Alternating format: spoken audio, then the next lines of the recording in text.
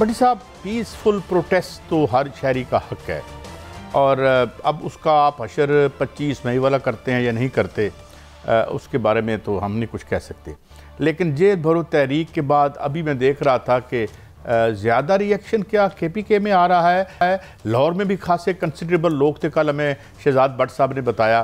तो अगर ये चीज़ बढ़ती है, क्योंकि आवाम का प्रेशर और महंगाई का प्रेशर भी आ रहा है, तो ये हेडेक तो शुरू हो जाएगी, ये सरदर्दी तो होगी गवर्नमेंट। काजी साहब, हुकूमत बादी नज़र में होश हवास खो बैठी है, पागलपन की हद तक। मेरी आज जेल के एक अफसर से बात हो रही थी, मैं क्या सुनाए, कहता यार निगरान हुकूमत ने हमारा जीना मुश्किल कर दिया। असद उमर को, एक आपको सरकारी अफसर क्या कहता है यार कि इन्हें टॉर्चर करो। और उस आपको पता है असद एक को रहीम यार रहा, असद उमर को अटक, किसी को राजनपुर उन जेलों में भेज दिया। और वो जेलों की जिस गाड़ियों में भेजा है उसमें एक आदमी का बैठना मुमकिन ही नहीं। अब पुरअमन एहतजाज जमहूरियत का हुसन है, इसने उस हुसन को दागदार कर रहे हैं। भाई वो टेररिस्ट है, वो खुदा ना खास्ता मुल्क दुश्मन है। आपके कैंप जेल में ऑलरेडी कैपेसिटी से बहुत ज़्यादा, आप 10 बंदे सिर्फ उन्हें टॉर्चर देने के लिए जेल वैन में तजलील करके अटक राजनपुर रहीम या रहा मियाँ वाली भिजवा रहे हो। यार कुछ तो जमहूरियत की बका रहने दो। अंदर अभी तक ज़ियाउल हक नहीं मर रहा, जैसे उसने भट्टो को फांसी लगाई थी कि मुखालिफिन को रास्ते से ही हटा दो। अच्छा, लेकिन भट्ट साहब, ये आज की फुटेज है, ये जो मैं आप इस वक्त नाज़रीन देख रहे हैं, ये वो लोग हैं जो कि जेल में कह रहे हैं कि जी हमें भी अंदर। तो ये अगर ट्रेंड बढ़ता है, यार खान साहब ऐसे बज़ाहिर लगता है कि कोई एम ही फैसला कर लेते हैं, लेकिन वो फैसला अल्टीमेटली लगता है उनके फ़ायदे में ही जा रहा है। काजी साहब, ये पेशावर के मनाज़र हैं जो आपने फरमाया। मैंने नून लीग, इस वक्त एक मिनिस्टर है नवाज शरीफ साहब, मुल्क से बाहर गए हुए थे। उसने एक पुलिस अफसर को कहा मेरे घर रेड करके रात को मुझे उठा लेना, हमारे पास बंदे नहीं इकट्ठे हो रहे। आजकल एक वजीर है, वजीर डिफेंस रेड हुई, चंद झंडे भी पकड़े गए।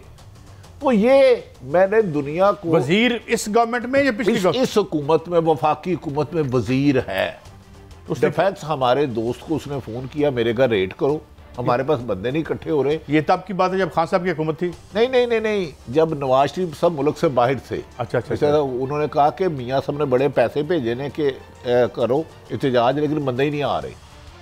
अब ये देखे लोग जेल से भागते, इधर सैकड़ों की तादाद में पागलों की तरह जेल में आवाम जा रहे हैं। इस जज्बे को आप नहीं ख़त्म कर सकते।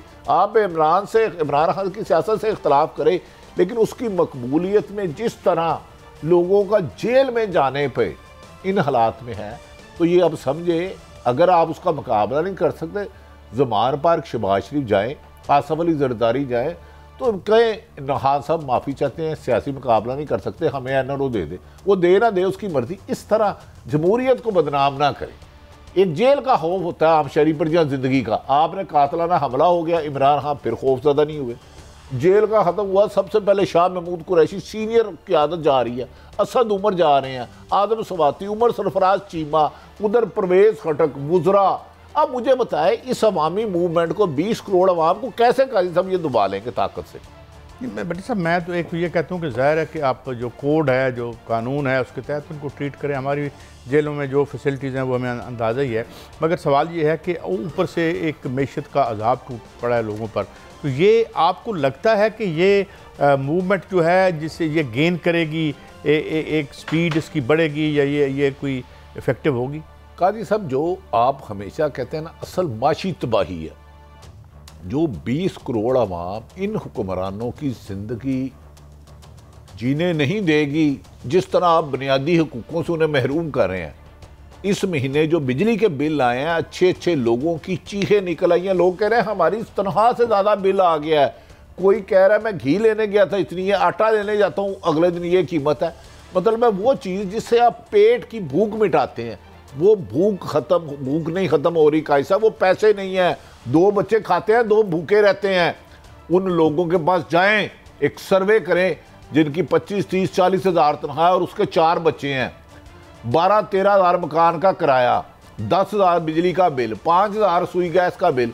मुझे बताएं वो खुदकशी करने के लिए नीला तोता नहीं खरीद सकता। उसका हल हमें हमारे मज़ीज़ दोस्त जनाब राना सनाउल्लाह साहब ने क्या दे रहे हैं, ज़रा वो देखें।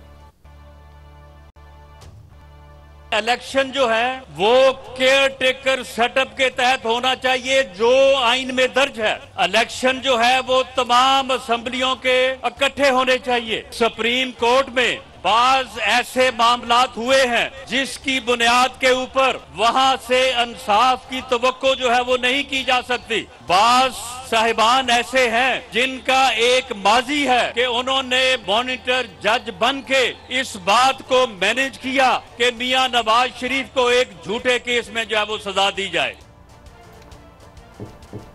काजी साहब, मरियम साहिबा मुस्कुरा रही थी। राना सनाउल्लाह साहब, मैं उनकी सियासी स्ट्रगल को मानती हूँ। यार, अपने आप को एक मुंशी बना लिया आपने, एक खातून का काबिल एहतराम है मरियम नवाज साहब, आपको ये जेब देता है। लेकिन आला साहब भी ये लफ्ज़ नहीं कह सके कि 2 सूबों में आइन कहता है इलेक्शन नहीं करा सकते। इसका मतलब है राना सनाउल्लाह वज़ीर दाखिला तस्लीम कर रहा है कि उनकी हुकूमत गैर आइनी काम कर रही है।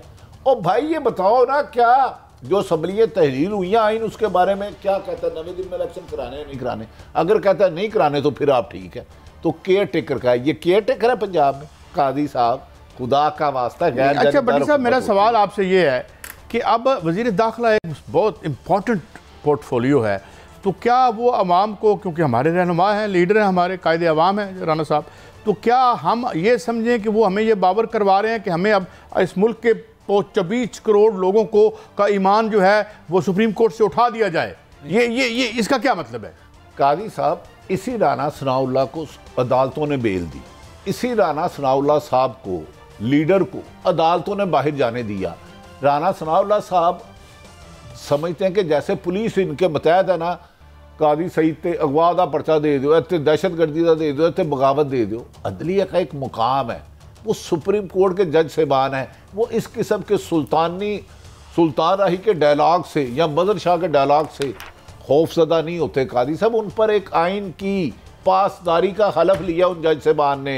वो वक्त गया कि आप सुप्रीम कोर्ट में गुंडे भेजो मुबैना और वो कातलाना हमला कर दे सुप्रीम कोर्ट पर। अब कादी साहब, इन्हें भी समझ जाना चाहिए ये 70 और 80 की दहाई नहीं रही, अब हालात चेंज हो गए हैं।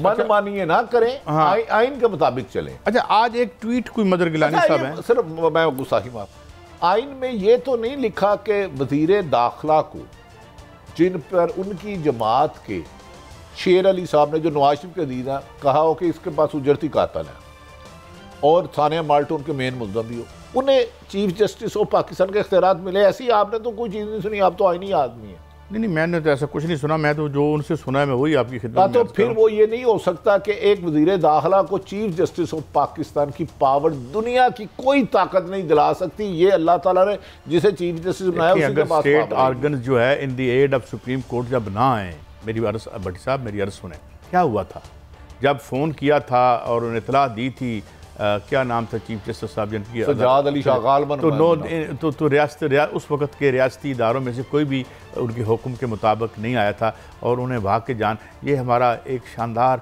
एक सितारे की तरह चमकता हुआ वाक़या हमारी तारीख में रहेगा। मैं आगे बढ़ता हूँ।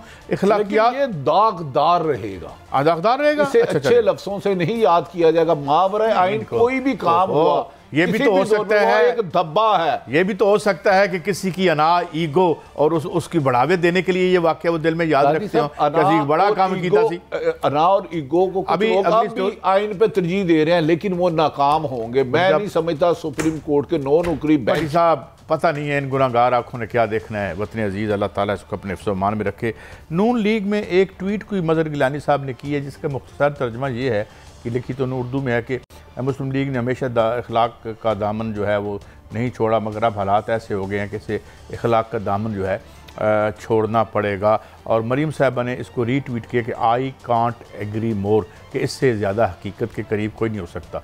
भट्टी साहब, ये अखलाक जो है ये कोई जड़ी बूटी है, ये कहाँ मिलती है और ये है कहाँ पे इस मुल्क की सियासत में? हाँ, वहाँ से अखलाकियात तो नहीं शुरू होती जहाँ बेनज़ीर साहब की गंदी डॉक्टर्ड जो तस्वीरें हेलीकॉप्टर से फेंकी। अखलाकियात का दर्स अगर नून लीग देती है तो गालबन क्या इन्होंने इसकी क्लासें ज़ियाउल हक से ली थी, गैर जमाती इलेक्शन करा के लिए थे, शहीद बेनज़ीर भट्टो के बारे में गलीज पम्फलेट तकसीम करके दिए थे? क्या आसफ अली जरदारी की ज़बान काटना अखलाकियत था? क्या ज़ियाउल मुशर्रफ से डील करके सऊदी अरब जाना ये अखलाकियात है? क्या इंतकामी कार्रवाई है? क्या सहाफ़ियों को अगवा कराना, झूठे पर्चे कराना ये अखलाकियत है? अगर ये अखलाकियत है तो इस नई नस्ल पे मेहरबानी कर